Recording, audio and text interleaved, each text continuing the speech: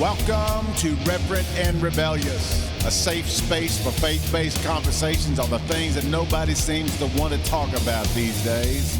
We are reverent, we value truth, we elevate scripture, but we are also rebellious. We shatter myths and we destroy dogma, so jump in.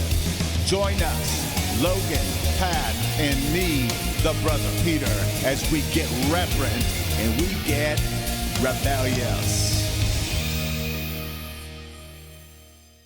What's up, everybody? What's up? Snow. Not the temperature, I'll tell you that. The temperature is not up. A little bit today. It's been up. Good. Yeah. I love the fact that we went through a 10-degree swing and we're still not above freezing. The temperature is not up, Logan. It is not up. It might be not the temperature it was yesterday, but that does not qualify as up. Right. Well, wasn't it like 5? It was like 5 degrees. 4. Yep. It's 4 at my house. I drive a diesel too, and now y'all both, which have either of y'all fired up a vehicle over this span of snow? No, not. Right. But see, y'all also, both of y'all drive gas burners too. You know, gas burner, man, them things, they'll fire right up. My diesel, it has never been so cold that my pickup has had trouble cranking. You don't have an engine warmer? I don't know if it does. I've not looked for the plug, like that block heat or whatever, but it has glow plugs. You know, when you crank it up, if it's cold, you turn the key on and the little emblem comes up, so it's warming up the glow plugs. Well, I mean, it's got remote start too. And so typically when it's kind of colder, I'll remote start it from the house and let it warm up. So I walk over there and I'm standing by the window and I do the little remote start thing and it hesitates because it's doing the whole glow plug warm. And it just, man, it starts turning over.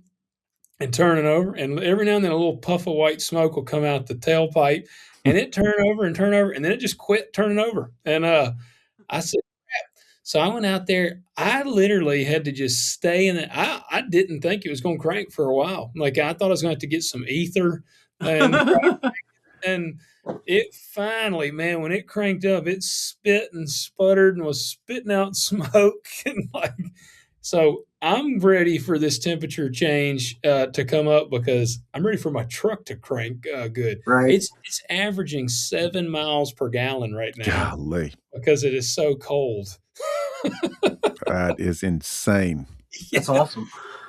So I got to take Marcy to work in the morning. I'm actually gonna, because she can't drive. So actually, I'll be up at 5:30 in the morning to take her to work.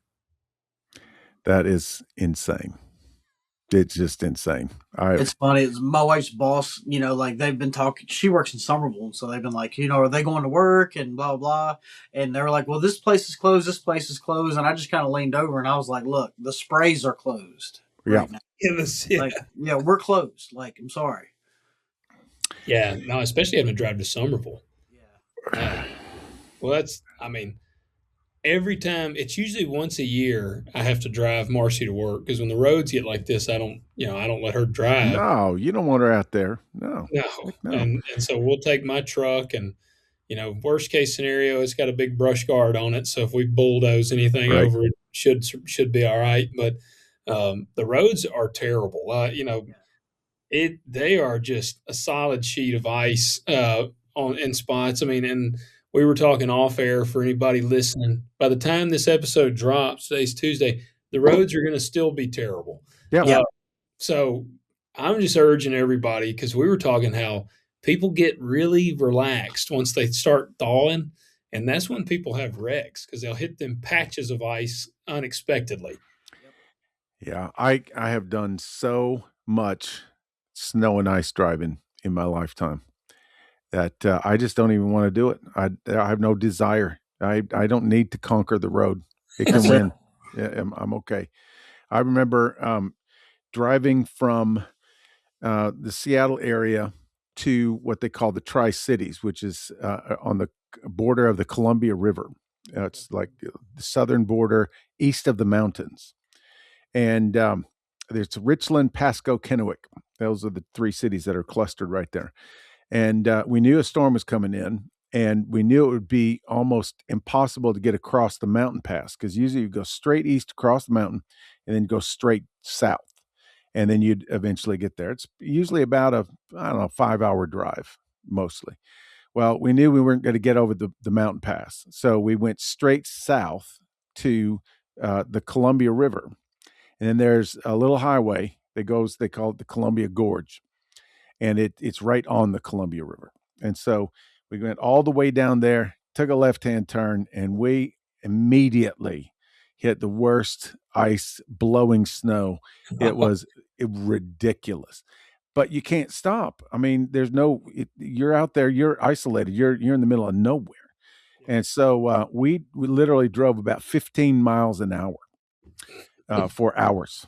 I mean, it just was grueling, because, you sliding here, sliding there, and big gust, and the truck would come. And it's just absolutely on, nerves shot.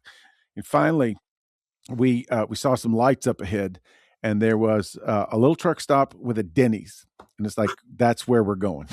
So we pull off, and by this time it's the middle of the night, and we fuel up because we were almost out of fuel, and went inside, had a little bit of supper, and then it's like, well, what do we do? It's like, we got to keep going, or we're sleeping in the car. And so got back out on the road. It wasn't about 3 miles down the road, it changed from wet to dry, and there was still snow, but the roads were completely fine. And so, and we busted tail. I mean, we were like 80 miles Get ahead an of the hour store the rest of the way, and we made it just fine. It finally, but man, time I hit that hotel bed, I was an absolute wreck, and I said, I'm never ever doing this again. Not going to do it. That's, meeting people is the worst part. Yeah. Roads, because they're always so narrow, because everybody's hugging the middle of the road. They don't want to go in the ditch. I want to go in a ditch. And I mean, yesterday I got over for a guy, and I was in my pickup, and I've been driving it around in 4-wheel drive, and I had to get over for this dude because I was trying to give him room. Well, I got over for him. He got by, and when I gave it gas, my truck just started easing down into the ditch. And so I was able to stop, and I was able to then I had to back out of the ditch and then get back right. But it's like, man, you can't tell where the edge of the road is. No. And everybody's crowding the middle of the road. I hate meeting people. And the worst part, when we used to go over the mountain passes, is they would usually have at least one lane reasonably clear. And most of the time the snow was kind of wet, so it wasn't super frozen or anything. But you get behind somebody, and they were going like 15, 20. And it's like, I can't just sit in this lane behind this person. So it takes you about 15 minutes to get up the courage to pass them. Yeah. And then it's like, okay, and once I ease out here, I don't even know what it's going to feel like, Right. You ease out there, and then you give it a little gas, and hopefully you don't fishtail, and you kind of, try to, then you get back over. It's like, I made it, That's going to be me in the morning, taking Marcy to work. For sure. Yeah. That's what I've heard. 51 into Shelby County gets down to like one lane. Yep. And that'll be me. I'll be having to do that crappy passing. Got to get somewhere. Mm-hmm. Yep. Sucks. So I know it is. It's horrible. We want you guys to not leave us. We don't want y'all to give us the cold shoulder. No. We want y'all to hit that like button, hit subscribe, comment below, leave us 5-star ratings on Spotify and Apple. And guys, like I said, let us know what you think of the episode. And if you leave us a good message, a comment, whatever, Pat, you'll get to hear Pat with his luscious voice. That's it. Comments. We got a new commenter this time. All right. Did you see that, Pat? I did. We have 3. Miss Debbie says, like the new location. Amber says, great joke. And then Miss Deanna Morris, she says, it takes a tremendous amount of ego and ignorance to reconstruct the word into something else. Often when I read it, I see something new that I didn't notice before. How can anyone justify manipulating the words of God unless you just don't know him at all? Unless you just don't know him at all. That's exactly right. And that's dead on. Yeah. It is a little bit crazy. But that's what we're talking about, is really manipulating the word to kind of suit your own fancy here. And it's what we're doing in this series about heresies. And, this series will probably go on a little while because there are a lot more dangerous heresies than I really realized. Yeah. Because we've only made it up to the 2nd and 3rd century. Yeah. That's right. That's We right. didn't even get to the 600s and 700s. Well, I don't know Miss Deanna, but thank you for your comment. We appreciate Yep. it. And yeah, keep them coming. And we love hearing from you guys. Absolutely. Okay, so so I have a series of rapid fire, mildly inappropriate jokes today. All right. Yeah. So, okay,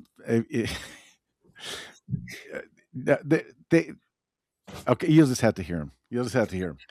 Okay. So, I always think I'm going to get myself into trouble with these, but I'm just going to say them anyway. We got your back. Okay, good. Little old man shuffles slowly into an ice cream parlor and pulls himself up slowly, painfully up onto a stool. After catching his breath, he orders a banana split.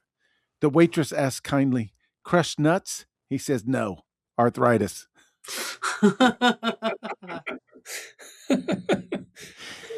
So Nice. There you go with that one. Okay, here's another one. This is not terribly inappropriate. Teacher, kids, what does the chicken give you? Student, meat. Very good. Now what does the pig give you? Bacon. Great. And what does the fat cow give you? Homework.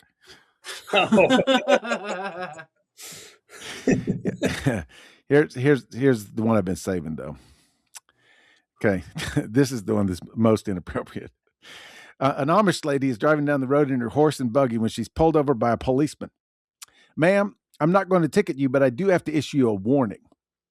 You have a broken reflector on your buggy."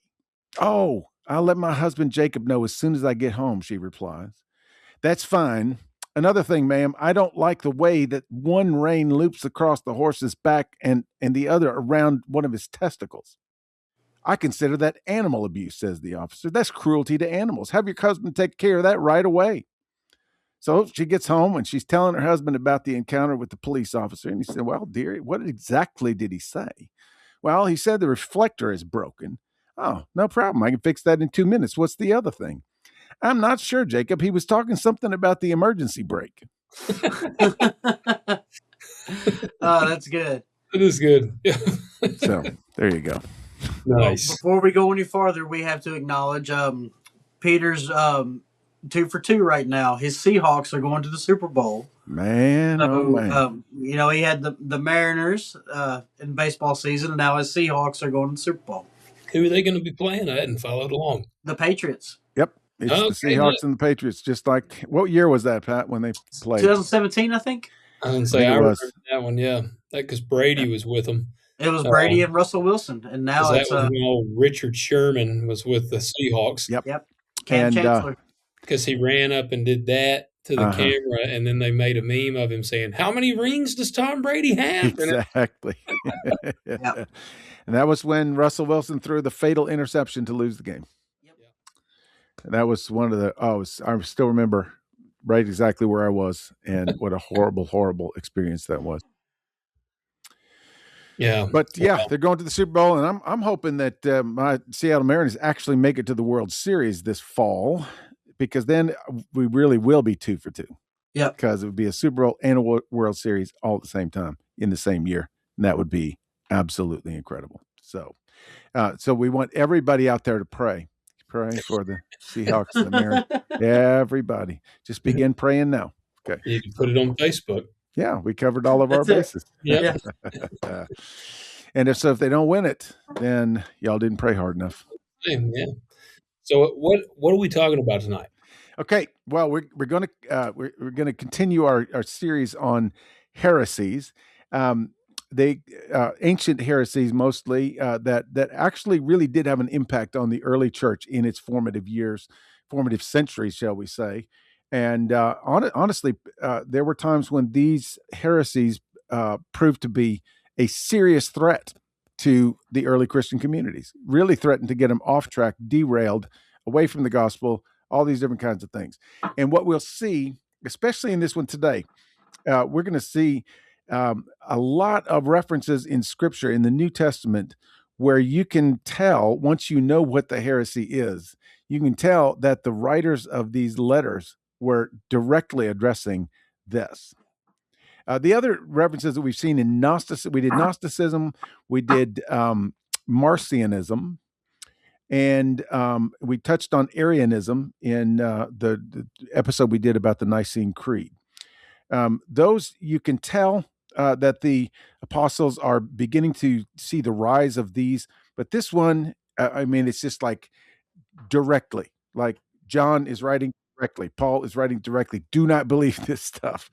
And I, these are scriptures that I've read a million times, and I thought, why did he put it that way? Well, it's because of this. And so this heresy that we are addressing today is, now I've pronounced this wrong all of my life. And then I started to pronounce it differently and found out that way was also wrong. So I was over 2. I used to call it Docetism, and then I switched to Docetism. And then I looked up the actual pronunciation of this, and it is Docetism. Docetism. I thought you called it Docetism when I was telling her. That's That's what exactly I've always what I called called it. it. I called it Docetism. I was today years old when I found out, because I thought, I need to find out exactly how to pronounce this. And so I went to multiple sources, and they all said the same thing: Docetism. So, yeah. Now this is an interesting heresy, because just like Gnosticism, you can't pinpoint down to one guy that came up with this. It's not like Arian or Marcion.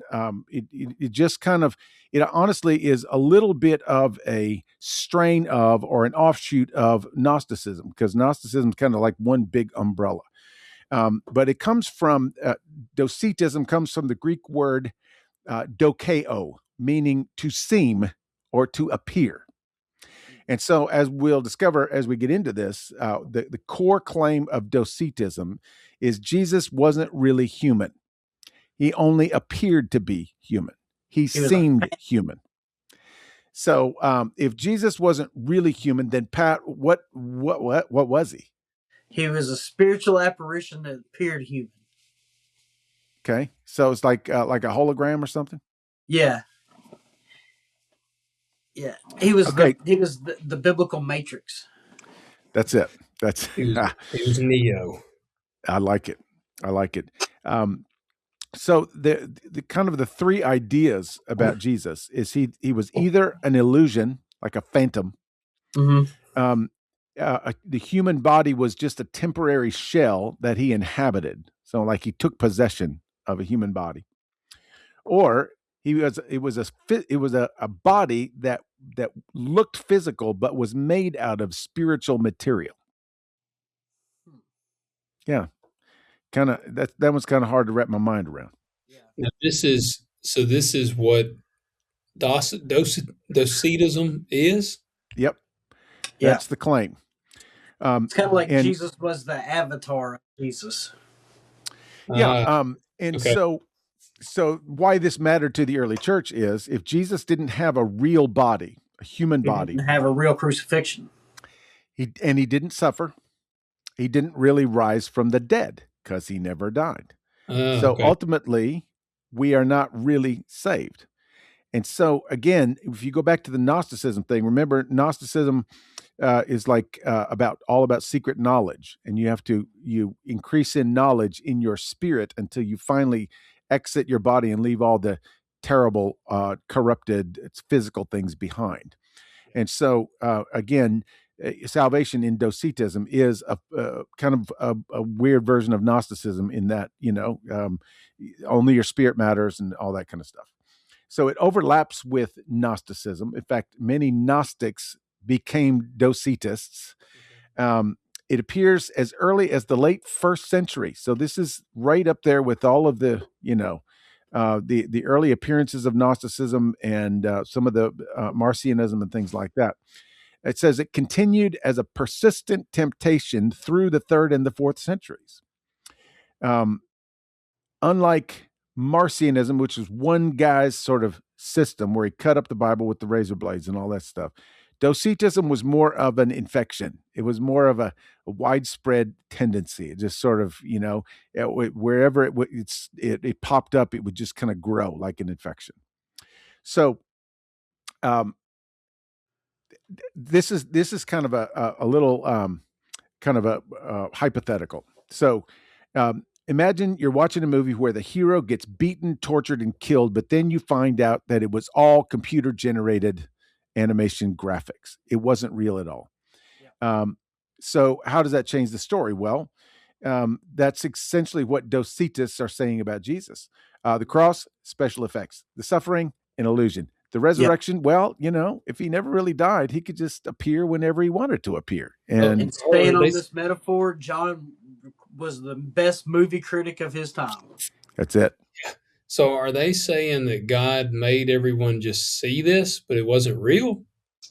That's exactly what they're saying. It wasn't physically real. Right. So the idea is that Jesus came to the earth, but only appeared to be who he was. Yeah, psychic flesh. Yeah. So basically, what we're looking at here is, last week we saw Marcion trying to cut the Old Testament out of Christianity, and this week we're looking at people who wanted to cut the humanity out of Jesus. So we get the Gnostics that say matter is evil, so Jesus couldn't have touched it. Marcion says the Old Testament God is harsh, so Jesus couldn't be connected to him. And the Docetists say God is too pure to become flesh, so Jesus only appeared human. That's the idea. The part that's throwing me off, though. So, did they believe that there was actually a person there, or was it like you said, was it like a holograph in there? How does I'm trying to wrap again? You get kind of one of these. You get one of these three options, and one is that it was a body made out of heavenly material, so it was pure divine material, so it wouldn't be corrupt like physical human bodies are, or it was a spirit that inhabited a human body, but he was never really a part of it, just animated that body like a robot, or that it was an illusion, that he actually was a physical illusion, and so they came up with this because they sort of that Gnostic belief that matter is inferior. Everything physical is evil. And we saw variations of that. They could not bear, and we'll get into this in detail in a minute, they could not bear the idea that God could suffer. They have this term impassible. The divine is impassible, incapable of pain or change or death. That was just so ingrained in their minds. This is Greek and Roman philosophy. And, this is their whole pantheon. Their gods could not suffer pain. They could not undergo change. They could not experience death unless it was by another deity. Yep. That was the only way. The elements could not kill a god. Another human could not kill a god. That was just baked into their whole ethos there. Jesus had a heavenly body that looked physical but wasn't made of matter. There's also this other little variation that's the sort of the temporary inhabitation kind of thing, that the divine Christ descended on the human Jesus at baptism and then left the body before the crucifixion, so only the human shell died. Man, they're doing some gymnastics, I feel like, to get to this conclusion. But they're trying to, they're trying to sort of take the scriptures and the letters that are being written at this time and sort of, massage it a little bit, reinterpret it a little bit. So it's like, when Paul says took on human flesh, well, that means there was a human already. And then at the baptism, here comes the spirit and inhabits the body. And so there you go. And then when he gives up his spirit, that's Christ exiting the body. And so only the human part dies. They were just really hung up on this. In fact, the Gnostic Gospel of Peter, one of those secret books they don't want you to know about, that they left out of the Bible because it didn't fit their agenda. Yeah. The Gnostic Gospel of Peter actually says it this way. He depicts Jesus on the cross crying out, my power, why have you forsaken me?" as the divine Christ departs from the physical body. So not my God, it's my power. Yeah. Exactly. And that was sounds good. Serapion. He was the one who found that in the Gospel of Peter, I believe. I don't know. I believe You that's might what be I right. read earlier. Serapion. Okay. He was the bishop of Antioch. Oh, yeah. Okay. Yeah. Yeah. So there you go. That was in like the 2nd century, I think. Here's one of the best ones, though. This version is called the switcheroo. Okay. Some Gnostic texts claim that Simon of Cyrene, remember the guy who carries Jesus' cross? Yeah. Was magically swapped with Jesus. And in fact, Came and helped. Jesus was like, "Here you go, buddy," and like, exactly. It's the switcheroo. Yeah. So no, it's the guy carrying the back end of the cross. It's not me. It's not me. So Simon then, and one of these Gnostic texts actually says this, that Simon was crucified while Jesus watched and laughed. Because that lines up. Well, hold on. So then Jesus would be the one pointing and laughing, right? If they swapped. So Jesus is a butthole, is what they're saying. Gotcha. I got you. Yeah. Help me carry this cross. Get this. It shows up also later in Islamic tradition about the crucifixion. Yep. How about that? Switcheroo. That's what they believe. Well, now, but Islam, they think he was just a dude? Yeah, a prophet. They thought he was a holy prophet, but was, and so they reject the crucifixion, resurrection, the whole thing. And this is one of the ways they get around it, by saying that it was a big swap that Jesus swapped out. So he never died, so he never rose.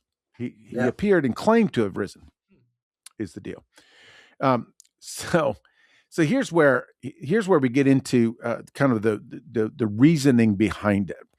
Again, just going back to this idea that it's about philosophical respectability, because Greek philosophy taught anything that was divine was immutable, unchanging.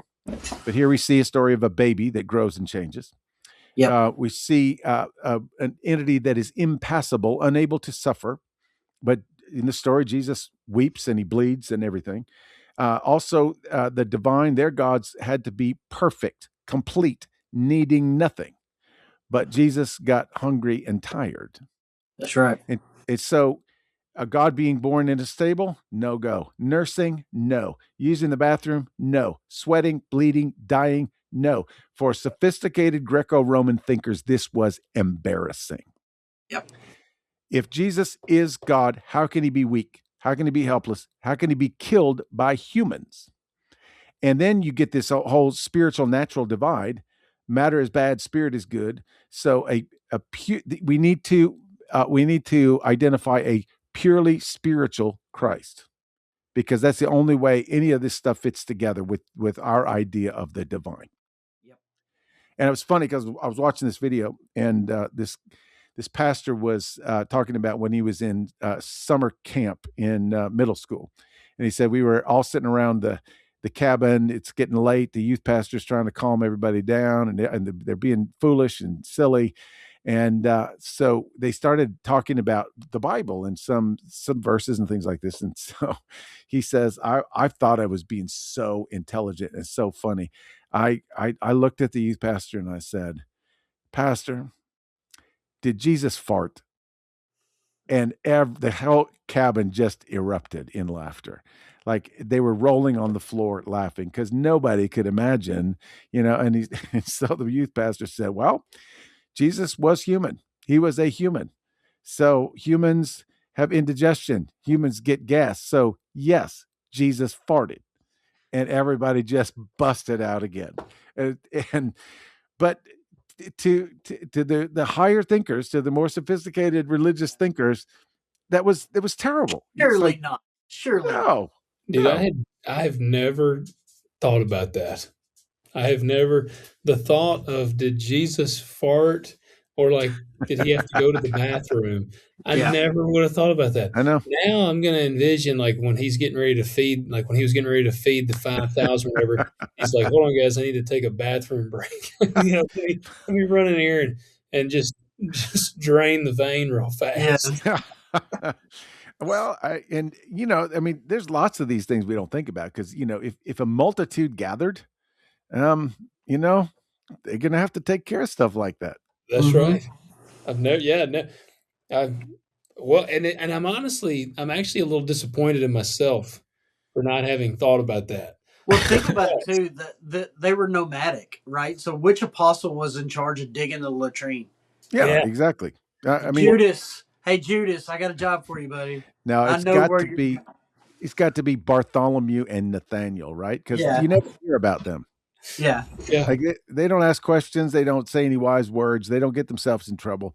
They had to be, I imagine that they were probably the ones. Yeah. Wow, that's hilarious. Yeah, I know. well, like I said, he was a human. I mean, yeah, Well, and this is what we have to kind of get into, and in this next little section, we're going to go into how the church responded and why they responded. This was one of the swiftest responses, Like I and said, John responds he pretty came heavy handedly. and the church came at it right away. They're like, no, no, and again, no. Yeah. So some early sort of promoters of this. Marcion was certainly in the mix. Valentinus, remember him with that whole thing in the Gnostic tradition, was all about this. But there was this other guy named Cerinthus, and he was in the late 1st century. He was the one who first started teaching that Christ descended on the human Jesus at baptism and left before his death. He was kind of the guy. So the church fathers immediately reacted because honestly, it undermines everything. Just this one small twisting of scripture and the letters and the apostles' teachings and all this stuff. This one little thing can literally bring the whole house of cards down. Because, and here's a couple of points. If Jesus didn't have a real body, then the incarnation is a lie. The incarnation that all 4 gospel writers put into writing and expressed in their own way. You think about John 1, the word became flesh, Yep. not the word seemed to become flesh or yeah, the word appeared to be flesh and dwelt among us. No, that is a strong word. The word became flesh. If Yep. that's not a reality, then we got all kinds of problems. Well, now Uh, in this Docetism, if I can remember how to say this right, I know, me in too. in this one, do they delete scripture or do they leave the same scripture in? They totally reinterpret it. They leave it all in there. There are some scriptures that we'll see later give a whole lot of problems. So just like we're trying to do today with a lot of our, kind of progressive theologies and things like that. Well, that word didn't really mean that. It really meant that. And if you look at the way that word is used in, some, Greek play, you'll see clearly that it doesn't mean that. So what John, and remember, by now the apostles are all dead, so they can't defend themselves. Right. Man, and I have heard that. It's wild because I've heard that firsthand. Actually, a buddy of mine who's on total different political spectrum than I am. Yeah. We were actually having that conversation, and it was about Romans. And Romans pretty clearly lays out the law on in there and this was on. It may have been on like the gay marriage debate or something. Yeah. And One of those hot topics. it was a hot topic, and he basically was like, "Well, the New Testament doesn't say anything about that, about those relationships." And I said, "But it does." And so we got to talking about Romans, and I talked about in Romans, and he said, "Well, that doesn't explicitly say." And then he was like, "Well, that they could be referring to something totally different." I'm Yep. like, "How?" Like so. It is crazy to hear like just the gymnastics that people do to I warp know. biblical text. Yeah, I think a lot of us feel like this is very much a modern problem. This has been going on forever. Like It's it's been going on absolutely. forever. Yep. And Yeah, and it's interesting because I always get very suspicious when somebody says, we've been reading this wrong for 2,000 years. Yeah. Like, Yeah, really? Like yeah. everybody? I thought it was great enlightenment. Well, So and there have been, there is this such thing as progressive revelation.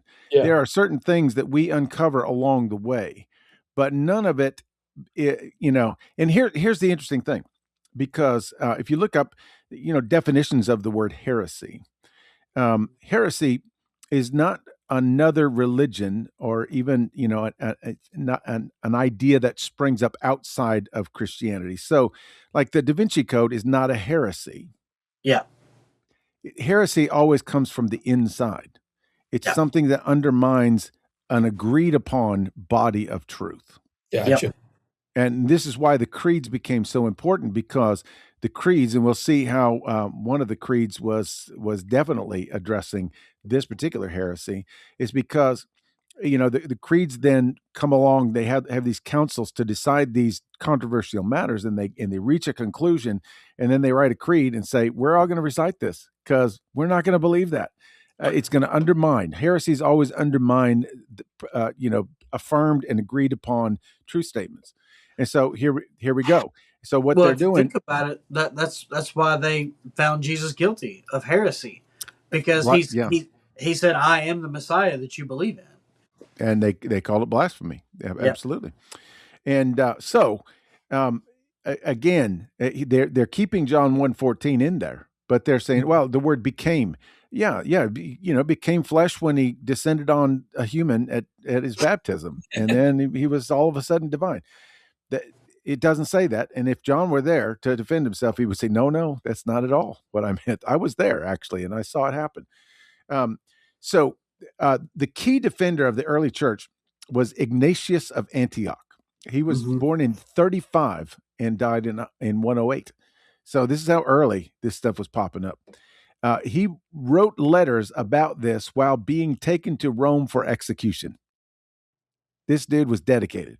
Yeah. And in his letters, he repeatedly emphasized, he uses this word truly, and he uses the word really.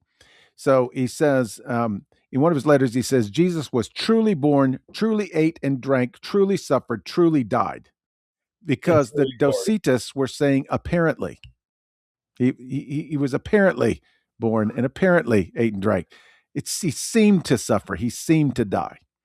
And Ignatius goes, no, dudes, we're not doing this. Um, there's a famous quote um, from one of his letters. It says, he really was born, really ate and drank, really was persecuted under Pontius Pilate, really was crucified and died.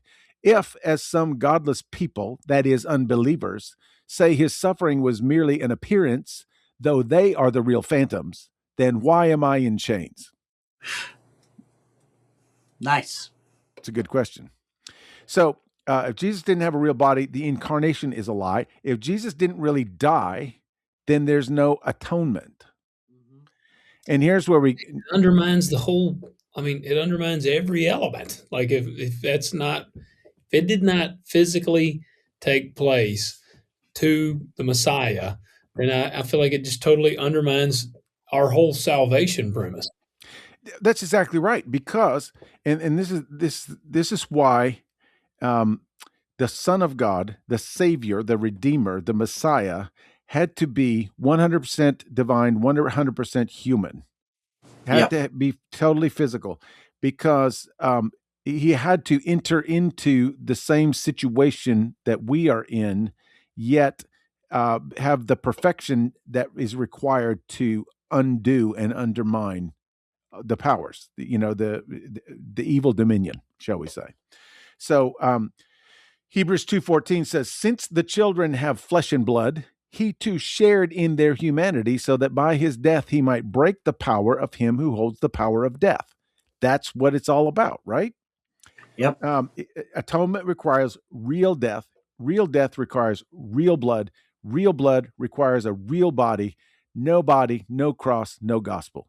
That's it. I love what John says in 1 John 4, verse 1 and 2. He says, "Beloved, do not believe every spirit, but test the spirit to see whether they are from God.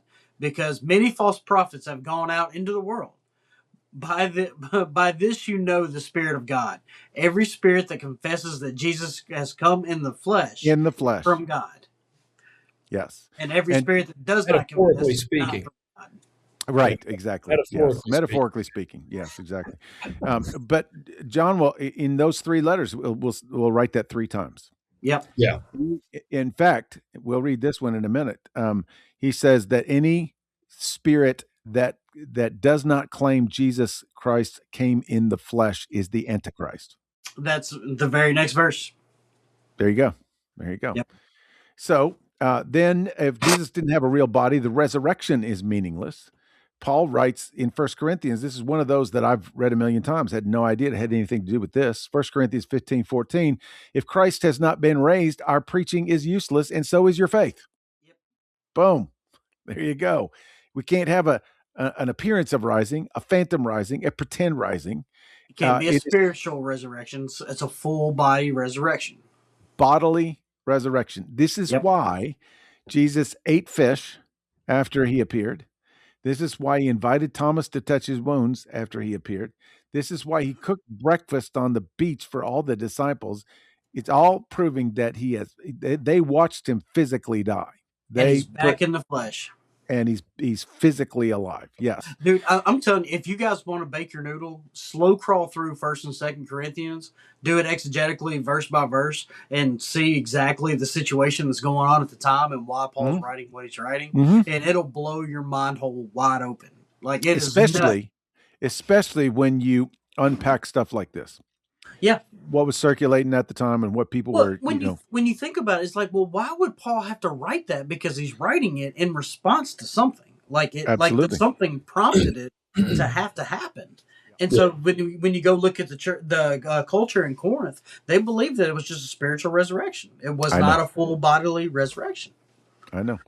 But some of them even believe that resurrection it never occurred. Like it wasn't even a thing.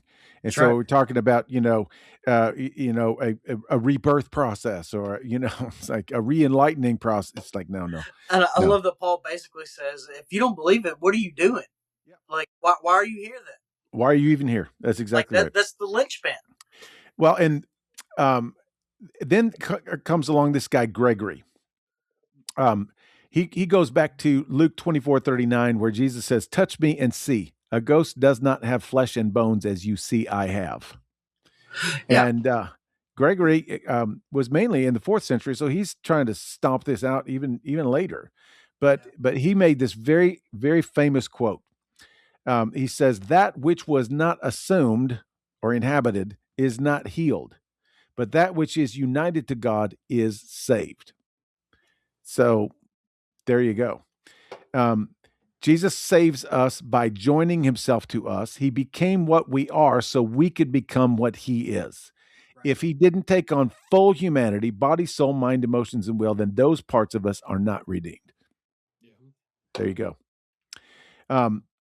Hebrews 2:17, this is a troublesome verse for the Docetists. He had to be made like them, fully human in every way. Because he himself suffered when he was tempted, he is able to help those who are being tempted. So there you go. Hebrews 4 says, we do not have a high priest who is unable to empathize with our weaknesses, but we have one who has been tempted in every way, just as we are, yet he did not sin. That's another thing we never think about, is like, did Jesus ever walk through the marketplace and go, golly, that woman's hot? Yep. And that's the thing too, and that makes the most sense to me, is because Jesus had to struggle with desires of the flesh. Because if it is perceived flesh, he never really went through the hunger, through the lust, through the power, through any of those desires that we struggle with fully as human beings. Yeah. What do you think Jesus, because like we've said before, I mean, look, all 3 of us are happily married men, red-blooded men, but we notice a woman's beauty. I mean, Jesus, what do you think about that with Jesus? Because these are things that are just, it's fascinating to me to think about. It says he was tempted in every way. What is the number one way that we men are tempted? Oh, lust. I mean, come on. Without a doubt. Yeah. I mean, I'm not tempted by, I'm not tempted by a bag full of mushrooms or a packet of sugar. Yeah. Well, that's what I was having this conversation with a buddy of mine that just just last week, and he was just talking about him and his wife were, they've been kind of going through some stuff, and that's what he was telling me about, some poor decisions that he had made in the past, and he still was haunted by them. And I told Sure. him, I said, man, I said, I understand. I said, there's a reason empires have fallen over lust. I mean, literally, what is it, Helen of Troy? Literally, the whole empire of Troy fell because of one man's lust after another woman. So I'm like, There you go. maybe that was a long time ago. We ain't running empires, but we ain't no different. We're still dudes just like they were. Well, and here, think about this though. Here's a guy who can heal people. He can control the weather. He can cast out evil spirits. He can raise people from the dead. He says the wisest words you've ever seen. It says how many times it say the crowd was astonished at the way that he Mhm. spoke. There were, especially in his early days, he was an absolute superstar. Yep. Do you think So the that women flock to him like the what I'm sand talking about? Capistrano is what you're saying. And Well, I, I mean, Jesus backstage, it's like, hey, how about you and me?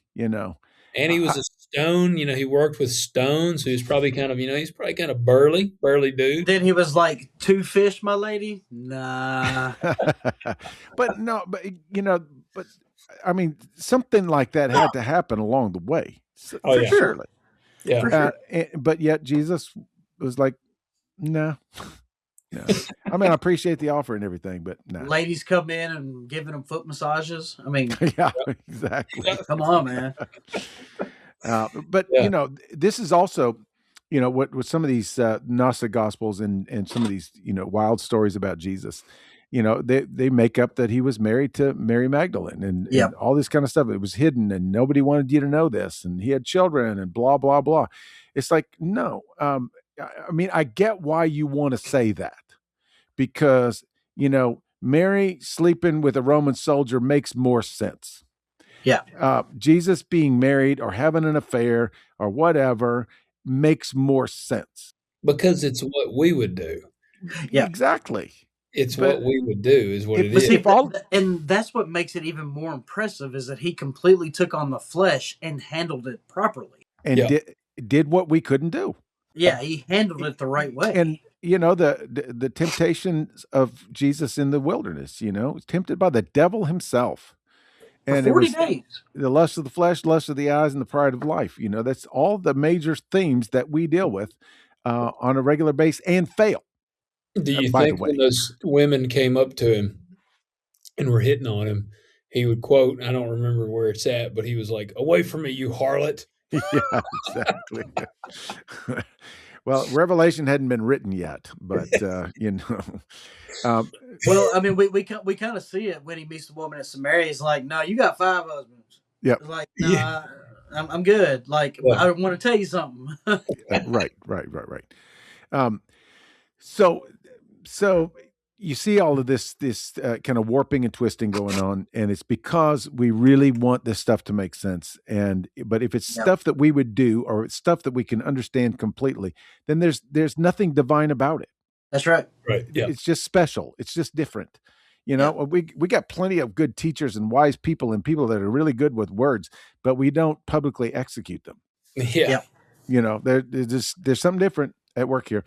Okay, so in the mix of all this stuff comes along this guy, Apollinarius of Laodicea. Oh, okay. Yeah. That spark anybody's memory. So you got Laodicea, which we know by the time that John wrote the Revelation, that they were the church that was in the worst shape. They were very sophisticated, very smart, very wealthy, very famous, very and so you can imagine this that there was a lot of this Gnostic thought going on. Knowledge was at a premium. If you could speak well and you knew a lot of stuff, you were probably famous in that town. So here is Apollinarius. So there was Wow. Silicon Valley. Completely, it was. I mean, there was medical advances going on there. There was all kinds of. They were famous for their textiles and clothing, just all kinds of stuff going on. And John says, "Hey, Jesus wants to tell you that you think you're rich, but you're not, and you think you're clothed, but you're naked, and you're poor, and you're blind." And, it's like he rips them apart. So Apollinarius of Laodicea was a bishop. He was a bishop of Laodicea, which we know is in Asia Minor, Turkey, Syria. He was a brilliant theologian and defender of Nicene orthodoxy.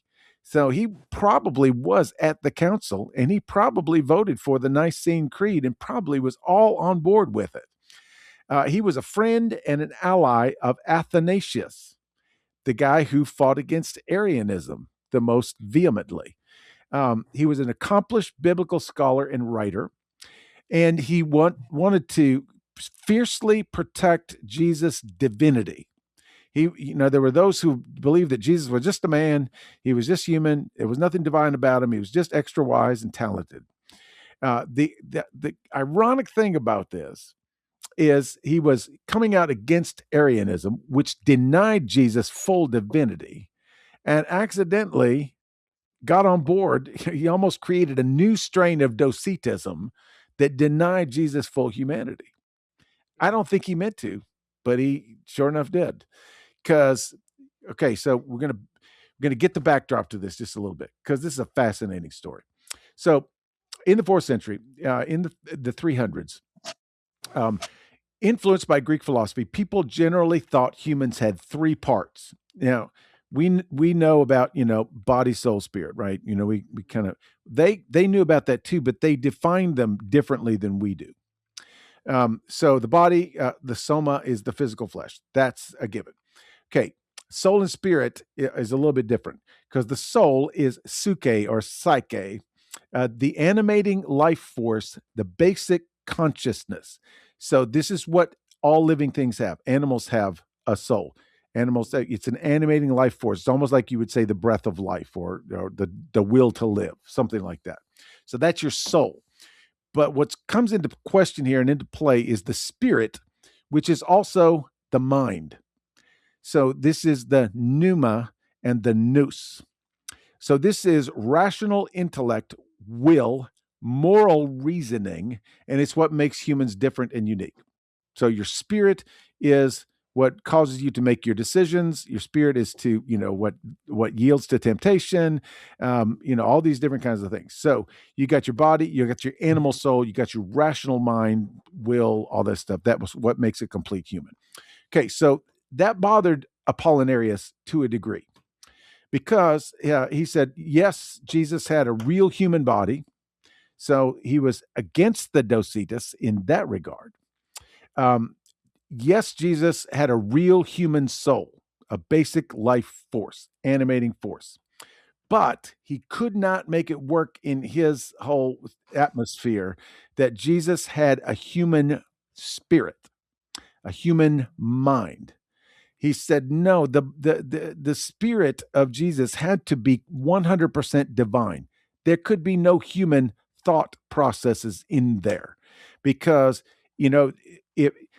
if Jesus had the option of making bad decisions or sinning, then that's automatically corrupt. Which brings us to the question that we sort of, I don't know, dabbled around with before. Is being tempted a sin? Right. Yeah. I mean, I don't think I don't think so. I don't think being tempted is a sin. No, because if it were a sin, then would Jesus have not tempted in the garden?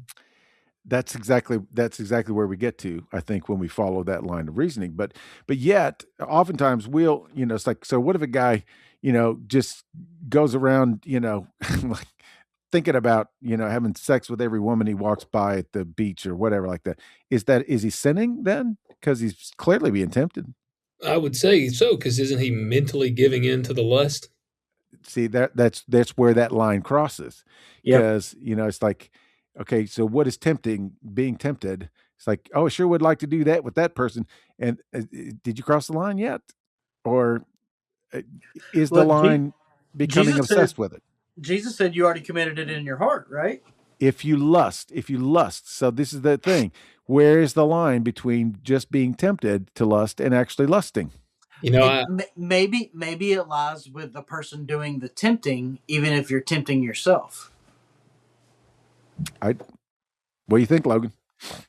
Well, I'm just, like, I guess for me, I would think, like, again, like I said, I have eyes and I got blood in my veins. I notice a good looking woman when I see one, but I don't think there's anything wrong with seeing a woman and being like, that's a good looking woman.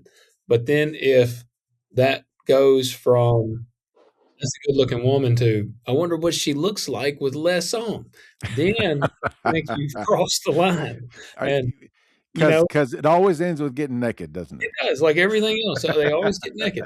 And Yeah. so that's when you cross the line from lust or from being tempted. Like, and I don't know, because it's interesting, because then would you be tempted just seeing an attractive woman? Are you being tempted just by noticing a woman's beauty?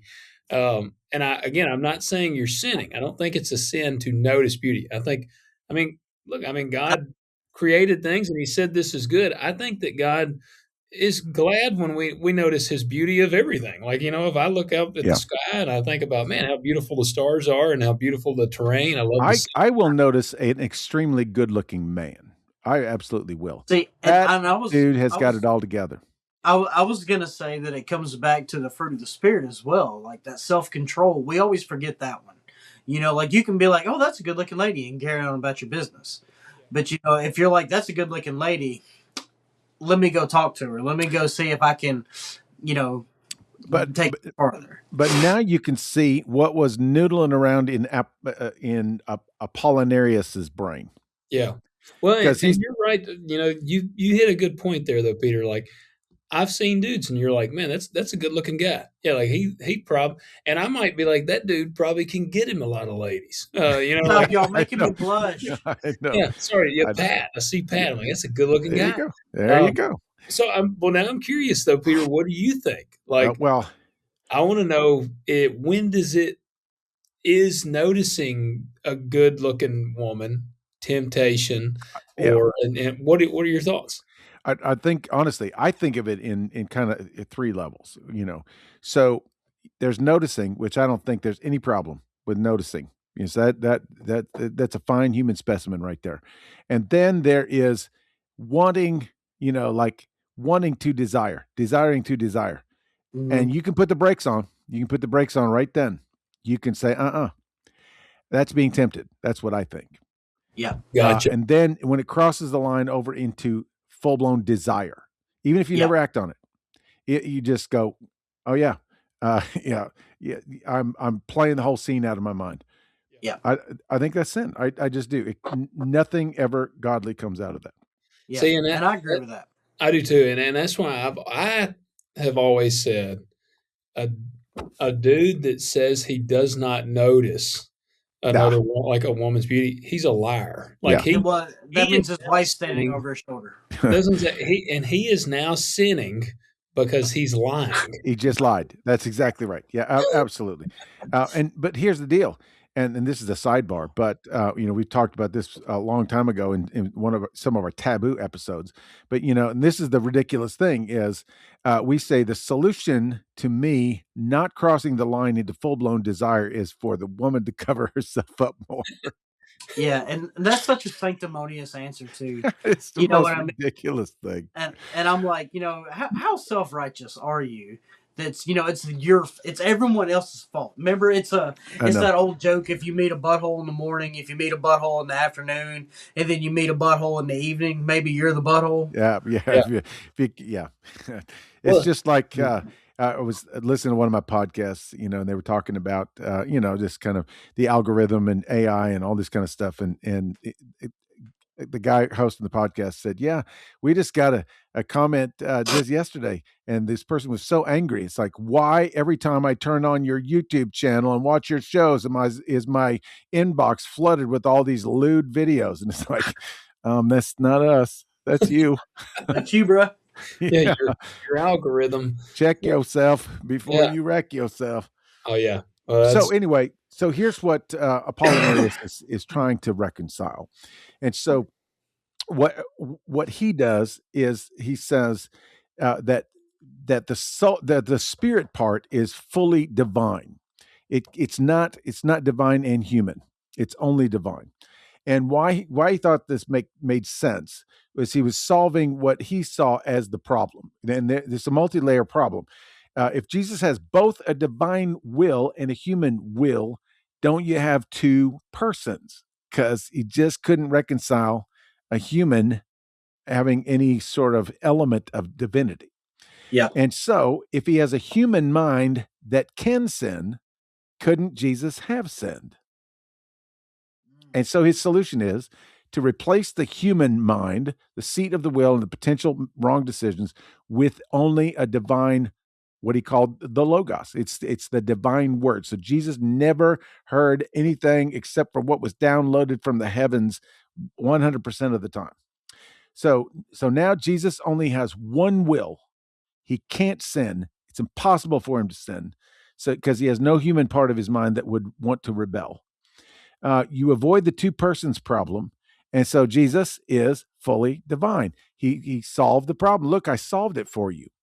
And it seems right because you get the benefits of the incarnation, the real body, the real suffering, the real death, without the messiness of a fully human Jesus who could theoretically be confused, theoretically make the wrong choice, theoretically be tempted from within, or theoretically be divided in his will. Right. But yet, here we go. Let's go back to the garden. Jesus was clearly divided in his will, was he not? well, and that's what I think he you know he shows that he was tempted because he responds with verses rebuking them. I mean, like he rebuked the temptation or the sin opportunity. So I mean, and again, we're like you said, we're told biblically that what we experience, Jesus has experienced. If there was no human element into the mix, well, then he never really was tempted because there's to be tempted, you have to have the ability to fall to the temptation. Well, how do you Otherwise, reconcile the garden? At that point I where know. he's like, I know. Lord, if it's possible, let this It's cup my pass will. from me. It's my will for this not to happen. Yeah. But nevertheless, your will be done. Yep. So it's clear the human and the divine will, at odds with each other or conflicting with each other. Um, Listen to this. I love this. Okay, so they had a council, the Council of Constantinople in 381. So what was the Nicene in 325 or something like that? 320. Yeah, I think it was Something like that. 320. 325, 27, something like that. Pat's Anyway, the dates guy. I know. The Council of Constantinople condemned Apollinarianism because they said it's just sophisticated Docetism. That's all it is. It's just kind of a flavor of Docetism. If Jesus doesn't have a human mind, human spirit, then he's not fully human. He's just a human body with a divine driver. And I love this line. He's more like a meat suit for the Logos. That's true. Yeah, Yeah, that's and true. he would not truly be one of us. Yeah. And One so of us. One of us. Gregory stood up in that council. He was one of the Cappadocian fathers. Says that killer line: "What has not been assumed has not been healed."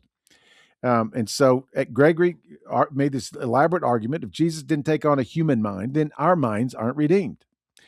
Sin originates in the human will, human mind, not just the body. And so if Jesus didn't have a human mind to sanctify, our thoughts, choices, and reasoning remain unsaved. Where does temptation happen? In the mind. Where does sin originate? In the will. Where do we need transformation? In our thinking and choosing. If he didn't have the ability to choose, then he didn't redeem anything. Yeah, well, like I said, it's just not temptation. Right, because that's another point that he made, is it makes Jesus' temptations fake. Yeah. So he wasn't really tempted by the devil because he didn't have the ability to say, okay, I'll fall down and worship you. Yeah. Which is so crazy because think about this. We know divinely beings with divine attributes that did rebel. Obviously, Lucifer rebelled. Obviously, the divine council, yeah, many of the Elohim, the gods, rebelled. So the temptation to rebel and gain power over the earthly realm was super, super strong, because apparently many of them did. And so Jesus is living with this tension every single day. Like, if Jesus is not thinking, I wonder what would happen if I stole that pomegranate. Yeah. He's thinking, I wonder what would happen if I became king of the world. Yeah. And Yeah. and that would also go to show that a lot of Jesus's miracles would have been deception too. Like when he falls asleep in the boat. Like if you're not man, you don't need to sleep. So he's like, I'm gonna fake asleep, and then when the storm Yeah. comes, oh wait, let me Yeah. calm the storm. Yeah. Or No, he was the tired. lady at the well, he's like, I'm thirsty, draw me some water. So yeah, I'm not really thirsty. It's a good teaching moment here. Well, and of course, Hebrews 4 says, tempted in every way, just as we are, yet he did not sin. So the problem is, if Jesus has a divine mind that can't sin, then his temptations weren't real. It's like asking a fireproof box to resist burning. There's no point to it, because there's no struggle. And honestly, the more I'm thinking about that, kind of the point that you were making earlier, um, you know, I listened to a podcast one time and they talked about Brad Pitt. They said this dude said he was in the same like this at this party, and he said Brad Pitt came into the room, and he said I actually felt this aura change Yep. in the room, and he said, and I didn't know what it was, and he said I turned around and Brad Pitt had entered the room. He said, I literally felt his presence before I saw him. And so he had that, the it factor that a lot of the something. celebrities.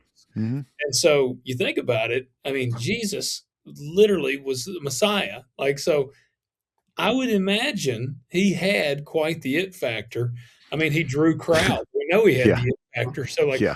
so I would almost venture to say, as hard of a temptation as we face, his was tenfold, because Absolutely.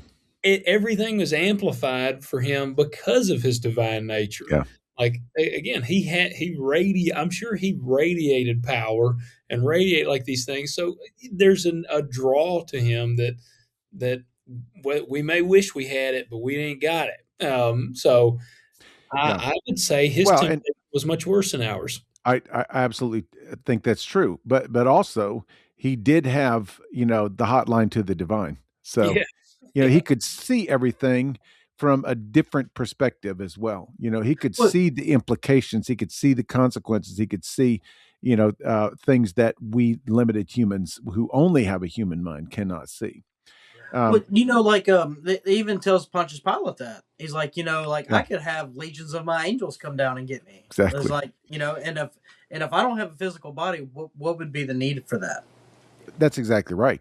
He also tells Pilate, you only have the power that my Father gives you. That's it. If he wanted to squash you like a bug, he'd do it right now. So if Jesus has a divine mind that can't sin, his temptations are not real. And Apollinarius would say that's the point. We need a savior who can't fail. And then the church's response was, well, then he's not really tempted as we are. Yeah. Because temptation requires the possibility of sin, even if it's never acted upon. I want a savior who has the ability to fail and doesn't. Exactly. Who chooses obedience every time. Yes. Yeah. That's what makes him a savior, though. Because think about it. Because if God would sin, I'm not going to say could. If God would sin, there'd be a lot of Christians in hell. Oh, well, and then you listen to this, what Paul writes in Philippians. Now, tell me he's not writing about this stuff here. Philippians 2:7, he made himself nothing by taking the very nature of a servant, being made in human likeness. Full humanity, not partial. Taking the very nature of a servant means actually having what servants have, which is human minds. The word became flesh. Not the word replaced part of flesh, or the word became almost flesh. Right. So, flesh-like. Yeah, if Jesus doesn't have a human mind, then his learning in Luke 2, Jesus grew in wisdom, is fake. His questions asking about Lazarus' tomb location are just for show.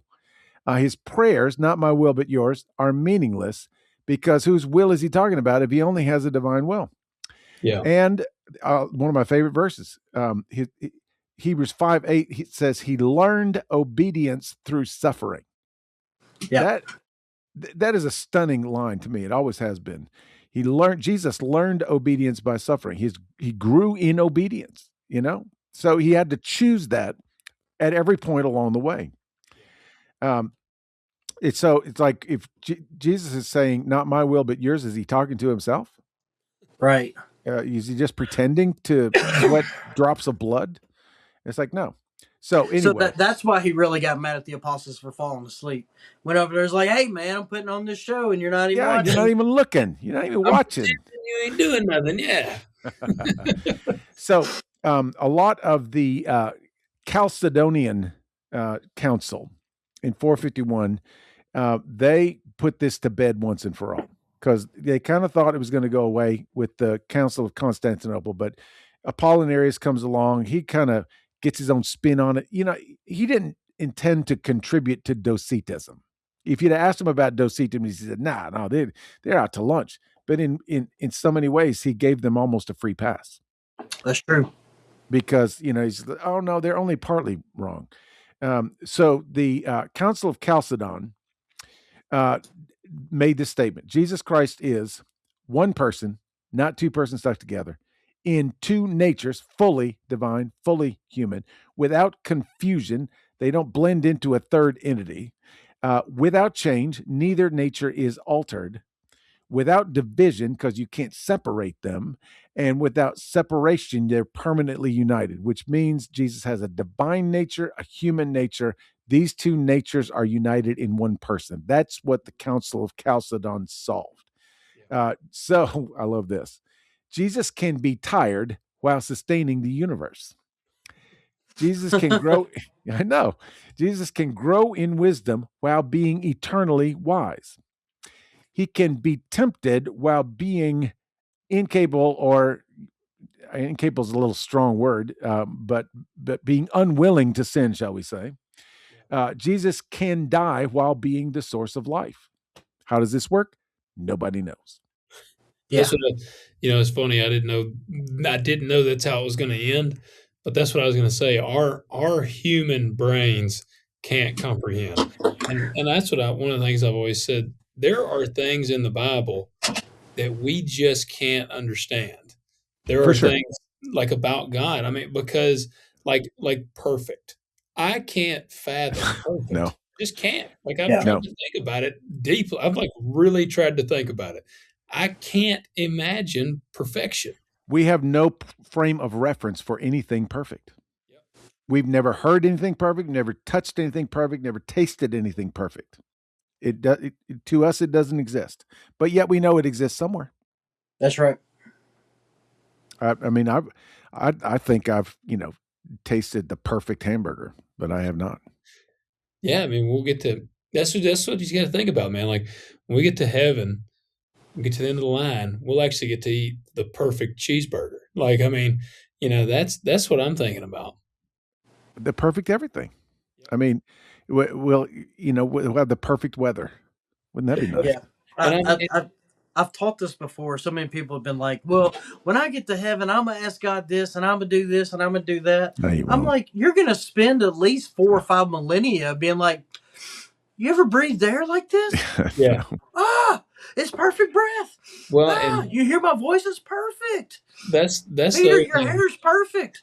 Like the whole mind, like everything. You're just gonna be mind blown at every move of the eyeball. I think every sound, every smell. That's what I like. Like I said, the perfection, and then the other one is everlasting. Like, yeah, I know. Everlasting. That's two things. Like again, I just can't imagine. Like but see, it makes sense though when we read Revelation, how every time there's a barely twitch of God, all of heaven falls down. I know. It just starts rejoicing because it's think about it, perfection all over the place. Well, and how about this one? Outside of time. Yeah. Yeah. How long have we been here? It doesn't matter. It doesn't matter. We've not been here at all, yet we've been here always. Yes. Oh, that makes perfect sense. Yes, absolutely. Yes. Okay. So we're going to spend the last 15, 20 minutes. This is where I want to, and this is what we've done with the other heresies as well. Because just like Arianism and just like Gnosticism, Docetism has not fully been expunged from the Christian consciousness. Yeah. It just hasn't. In fact, it has reared its ugly head in so many ways, and still does today. So let's talk for just a minute about Pat's favorite subject. Let's talk about modern worship songs. Oh God. How many of them? I mean, what percentage would you say really emphasize the combination of Jesus' humanity and his divinity? 0. I think there might be a few. No. All of them are is Jesus is. We love talking about. It brings back the conversation we had this morning, or I say this morning when we first started the podcast. Did Jesus fart? It's like we love talking about the divine Jesus. See, here's your opportunity, Pat. You could write a worship song about Jesus farting. Yes. And it would be the perfect fart. Hit the note for us real quick, Peter. What we want to hear. Jesus is my friend.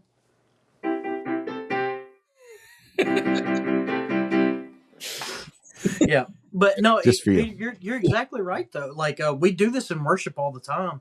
Is we'll say all the right words that make us feel good, and then we wonder why back in the day before there was lasers and smoke machines and electric guitar and Nords and all this thing, how people bought into this because it made them feel good. It was like, oh, okay, now I understand how my God is this way. Well, one of my favorite hymns out of the hymn book is it's called the official name of it is My Savior's Love, but we call it I Stand Amazed in the Presence. Yeah. And it's all about Jesus' humanity. I think it's one of the most correct theologically hymns. And it basically says, I stand amazed in the presence of Jesus, the Nazarene, and wonder how he could love me, a sinner condemned unclean. But then it says, for me it was in the garden. He prayed not my will but thine. He had no tears for his own grief, but sweat drops of blood for mine. That is the truth. It is the truth. Right. And what happens there is when you put those two verses together, and then of course the chorus is, how marvelous, how wonderful, is my Savior's love for me. It makes that part of it even more marvelous, even more glorious, And what's so funny about that too is I think everyone is so worried about saying something in a contemporary worship song that they're so worried about saying something that's going to step on toes that we'll sanitize Jesus the same way that these ancient heresies did. Well, and they'll sanitize it to make it more palatable. But they don't want to say the wrong thing. And a lot of it is it's not bad. We focus on God's power, God's glory, God's majesty. All those things are good and they're worthwhile, and we need to sing about them. And we need to get that idea that such an incredible, omnipotent God could condescend to us. And so we sing about His glory, but we very rarely, sing in a way that helps us understand the human side of Jesus, that He actually is one of us. Yeah, it's an incomplete view. You remember that song years ago, What If God Was One of Us? Yeah. What if God was one of us? Every time I heard that, it's like, He was. He was. Who would have thought Joan Osborne was the most theological songwriter? Yeah. I mean, it left the question unanswered, which was too bad, because if she would have just gone on and answered the question, then it would have been a complete song. It actually probably would have been a Christian song. That song always used to get on my nerves because of that. I was like, this is a stupid song. I know. I know, because it just asked the question almost in a sarcastic way. You know? It's like, no, that's actually a serious question. And why don't we grab some coffee and I'll tell you about it, And it also shows up in our preaching a lot as well. I try to, this is something that actually, plays around in my brain a good amount, because I try to, like take some lofty concepts and put them on the bottom shelf where everybody can reach them, And so I do like to talk about, Jesus, like when he approached that woman who had just lost her son and she had lost her husband before that. It's like I'm not talking about I'm what's going through Jesus' mind at that point. Yeah. And he's got his own entourage behind him who is just all about him, and they're wondering why he took them all out to this place. Same thing with like the Samaritan woman. We like to think that Jesus was all high and lofty and mighty. And it's like, oh, you've had 5 husbands, and the one you're with right now is not your husband, you miserable wretch. And actually, I think he was very compassionate. I think he was going like, you've lived a terrible life. Yeah. Your life has just stunk from day one, and I'm here to give you some good news. Me and Hank Hill, we have similar beliefs on contemporary worship music. I don't know if y'all watch King of the Hill, but Hank Hill, he had that episode where he said, "You're not making Christian music better; you're making rock and roll worse." Yeah, that's exactly right. So oftentimes in our worship environments, we create a Jesus who is too divine to be relatable. Honestly, that's right. Yeah, too majestic to understand what we're going through. That's where we get this whole Jesus is my therapist thing. Jesus makes my life better because he has some mercy on me, and makes me happier when I'm too sad. And none of that stuff is terrible stuff to say, but if that's the note the only note we stay on, we're missing a whole bunch of the picture. And I really think that we owe it to our people to, and they don't even have to know that we're doing it, but we're just, saying it like it really is. And this especially comes into play at Christmas time, because we don't mention things like blood and pain and afterbirth. We don't do any of that stuff. Even Easter, we sometimes we'll put together a crucifixion scene or something like that, but mostly we just zip right to the stone being rolled away, and Jesus. And then we start Logan's favorite song, "Arise, My Love." Absolutely, we do. Yes, that's right. Yeah, that is the greatest song that's ever been written. Absolutely, it is. Certainly the best Christian song, right? It is. Okay, so have you ever heard this phrase? It's not about religion; it's about relationship. Yes, I hear it all the time. Yeah, yeah. I understand where that's coming from, and I understand that back in the legalistic days, in the 50s through the 80s, probably, religion was really a terrible thing, because a lot of people thought that just having religion saved you. As long as you were a member of a good church in good standing, then you were saved. And I get it. But religion, it got a bad rap, because, it is about being in person together. It is about understanding Jesus in a very human and a very divine way. And so, yes, it's about relationship, but it's also about relationship in community. Mm-hmm. And, thinking about worship as not just a purely emotional experience, but it actually is a way that we communicate with each other and God at the same time. That kind of thing. And we also talk about going to heaven, as in, get me out of this terrible world where I can just be a disembodied spirit, so I can live out in the atmosphere somewhere where I won't have to cry because I won't have eyes. Yep. I feel like we've talked about that a lot. Also, this is a very subtle thing that kind of creeps into our modern church, and that is that there are sacred parts of our life and there are secular parts of our life, and they're totally separate. Like, this is what I do when I'm being Christian, and this is what I do for work, or this is what I do for fun. And so it's like we just keep those two things nicely separated, and we don't realize that the goal is to be like Jesus, who is fully human and fully divine. And I had this conversation Thursday, Friday. Matter of fact, I had a buddy of mine come over, and we were talking about how people were kind of getting on him because he's not always listening to Christian music and watching Christian movies. And I asked him point blank. I said, "Well, when you wake up in the morning, do you put on your Christian pants or do you put on your Walmart pants?" You know, do I put on a Christian T-shirt or do I put on, you know, a Hanes T-shirt? I If was he like, meets the plumber, does he call the plumbing people and ask them, "Are you a Christian?" before you come out and work on my Right. pipe? no, Right. but that's my thing is Are you like good at plumbing? we have to stop attributing Christianity and belief in Jesus to inanimate things.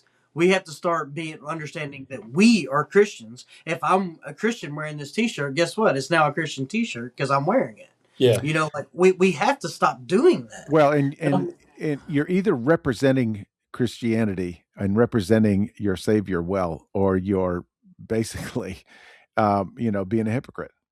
That's right. Because if you are ruthless in your business deals, because that doesn't have anything to do with church, um, sorry, you Yeah. can't separate it like that.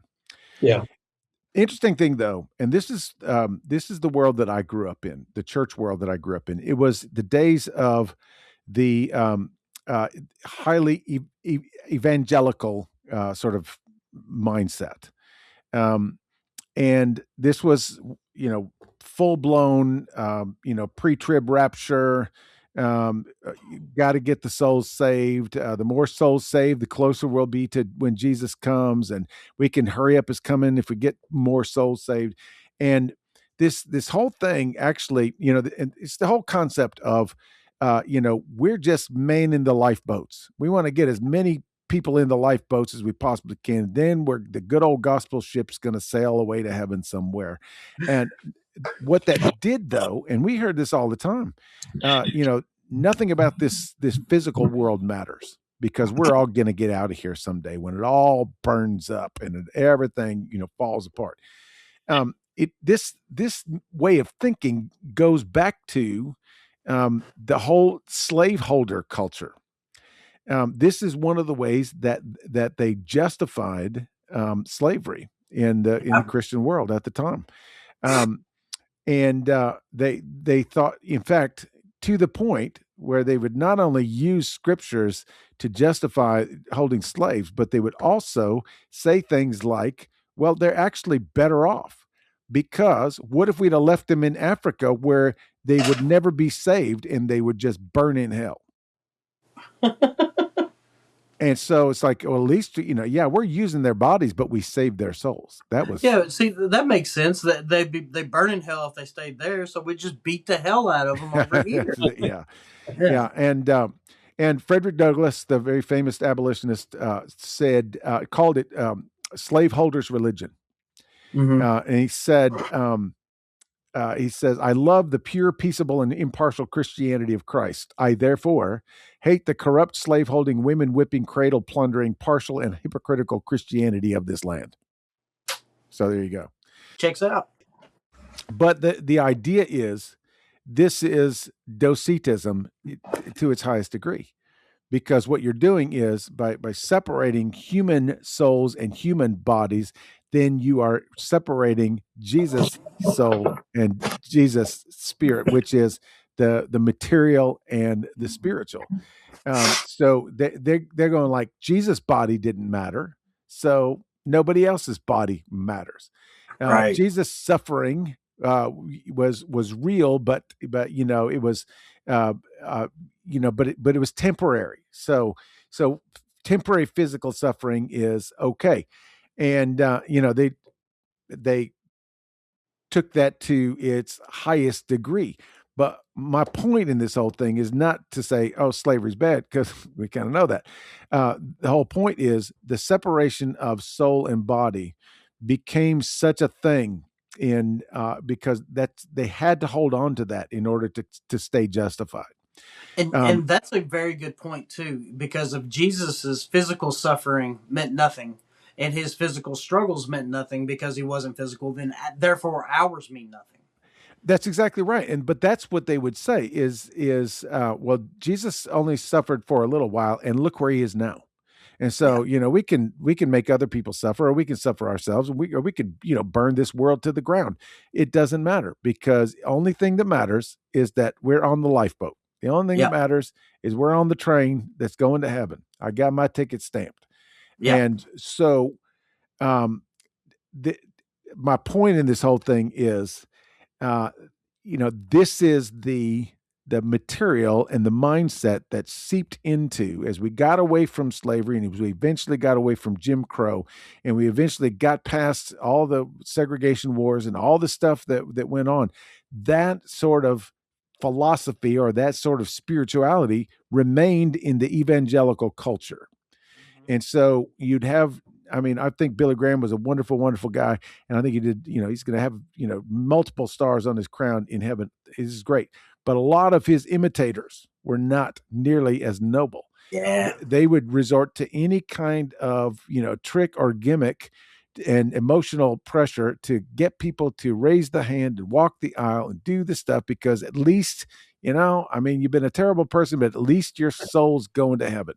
And I'm always wary about imitators in general, For sure. for the fact that when I'm like, you know what, God used Peter in this way, and so I'm gonna piggyback off what God told Peter to do and act like that's what God wants me to do, exactly how Peter did it. And no, like God's gonna tell Logan to do something a certain way. He tells Peter to do things a certain way. He tells Pat to do things a certain way. And the thing about it is when we stop listening to God, we realize I don't have to listen to God. I can just do what Peter's doing. I can just do what other people are doing. It's just like Simon the sorcerer who offered Peter money so that he could operate in the Holy Spirit and do the miracles. Yep. He said, man, I give you $2,000 if you tell me how to do that Holy Spirit thing. Right. Well, you really made something pop in my head when you mentioned earlier, like separating your faith basically from everything when people are like, well, because man, I'm going to tell you, like farming, that's what I'm a farmer, and there's a lot of elements of farming that operate off of faith. I mean, essentially my whole career is all based off of faith. I'm planting the seed. I'm hoping, praying that it's going to produce and do all the things. But man, I'm going to tell you right now, I've said this to a lot of people. One of the most just hardest pills for me to swallow in ag was how ruthlessly cutthroat guys are in this industry. And it was guys like it actually gave me a very almost cynical look at agriculture for a while, because when I got in, 2 or 3 years, a guy tried to rent ground out from under me that I had known all my life, was very close to my family, and was a strong Christian man. And man, it just rocked my world. And so I know a lot of guys, and I'm not saying this judging, I'm just saying this from this is what popped in my head. I know a lot of dudes that are dedicated to the church, dedicated to being there, and they are 100% soul-crushing, ruthless businessmen. When it comes to picking up that piece of ground, I don't care if it's going to put this dude out of business. I want that piece of ground. And I have always had a problem with that. I just think that that's not right. My cousin used to say that we give out of our abundance, not out of our sacrifice. And it's funny because I see a lot of well-off people do really great things with their money. They'll be like, yeah, well, I'm going to donate this for this, blah, blah, blah, whatever it is. But what happens when next month rolls around? Why don't you do it every month? Yeah. And I'm not trying to manage people's pocketbooks here. But what I'm saying is when you have to say, this is my abundance, so I give back my abundance. What happens when you give out a sacrifice? Here's the big point in that. And what you're saying is exactly true, Pat, and it dovetails exactly with what Logan just said. The scenarios that we come up with, and the scenario that I have about, the big, revivals and crusades and things like that. The thing is, a flawed view of Christ always results in bad ethics. Yeah. And this is why Docetism was pounced upon so quickly, is because if you believe this, then you really just can do whatever you want to do. Mm-hmm. You don't have to, and you can still. Now Gnosticism, it's so complicated and so elaborate and so mythical that, you really have to get into it, like New Age philosophy or something. You have to get into it and learn all this stuff about all the different worlds and the different gods. Docetism, you can be a Christian. You can just literally say, no, Jesus is my Lord and Savior. And yeah, he gives me salvation. He redeemed me. But Jesus was only divine. And so I don't have to be like him. Yeah. That's right. Yeah. And cop out. Well, you talked about it 2 sermons ago, not the snow day sermon, but the one before that. It's like you were made to be a problem solver. Yes. Mm-hmm. And that's the thing. It's because, if you're not a problem solver, maybe you're part of the problem. Well, and if Jesus is only a spirit, we'll figure out the body thing later, right? Then that means that you don't have to do what Jesus did. You don't have to be like Jesus. You don't have to, you can follow him from a distance. You can believe in his teachings, and you can believe that you are going to go to heaven someday. But so the people who say, I don't know about Christianity, but I'm spiritual, they're good.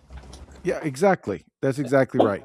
But see, that's the thing, is once you get to the place to where you understand how human Jesus is to this day, he didn't stop becoming human when he ascended to the Father. He still is human. He is spirit, but he is human. He will always be that way. That is what qualifies Jesus to occupy the space on the throne as king and ruler of all. It's the fact that that those two have been joined together. And once you internalize the humanity of Jesus, you go, I think I might have to re-examine my life. Right. But if you let that go, then hey, you're released, man. I'm never going to be a god. That's basically what it comes down to. So, and another great example of this as we close is the prosperity gospel. Yep. Now, the prosperity preachers, they'll probably say most of the right things, but they don't really believe them because that's not what they preach. Here's the big line. Jesus doesn't want you to suffer. Really? Yeah. Paul says and James says, and Peter says, it is with great joy that we share in the sufferings of Christ.